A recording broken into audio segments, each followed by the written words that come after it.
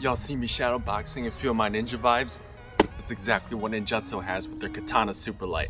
The mouse is using the PAW3370. These switches are the Huano pink dots. The mouse weighs 60 grams. The battery life is up to 96 hours. And there is a DPI button on the bottom of the mouse. And instead of USB-C for charging, it is using magnetic charging. There is a dongle for the mouse, but it is not detachable like the Pulsar dongle. You can download their software to adjust the DPI, polling rate, liftoff distance, and debounce time. The build quality is excellent. There is no creaking or flexing anywhere. There is some pre and post travel on my main and side buttons, but it's the usual travel on most mice. There is barely any side to side movement with my main buttons. The scroll wheel is light and tactile, and it's very reminiscent of the Rocket Burst Pros, but it's slightly heavier. The coating is good, but I still put grip tape on mine since most mice coatings are slippery for my hands. The side buttons are fairly big, which makes them really easy to access. The stock skates are solid, and I think they're up there with the Rocket Burst Pro's skates. They feel smooth, so you won't feel the roughness of a hybrid pad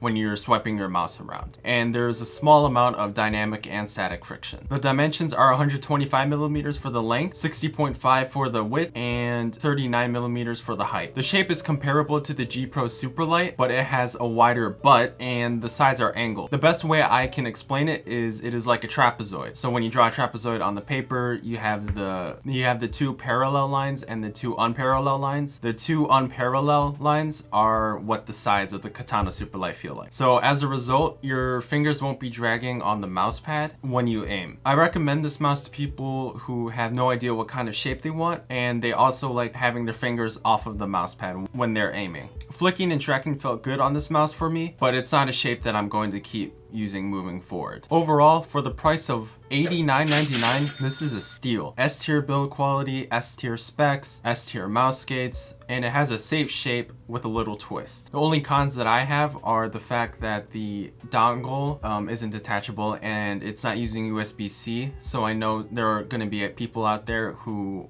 won't like that extra cord on their desk. But other than that, those are very nitpicky cons. I have high expectations for Ninjutso moving forward in 2022. Recently, I've been reviewing very solid priced mice in the Pulsar X-Lite Wireless V2 and the Katana Superlight, but you're going to need a solid mouse pad to pair with these mice as well. That's why you need to click on this video right here. This mouse pad is great for people who want a hybrid pad, but it's slightly faster than the Venus.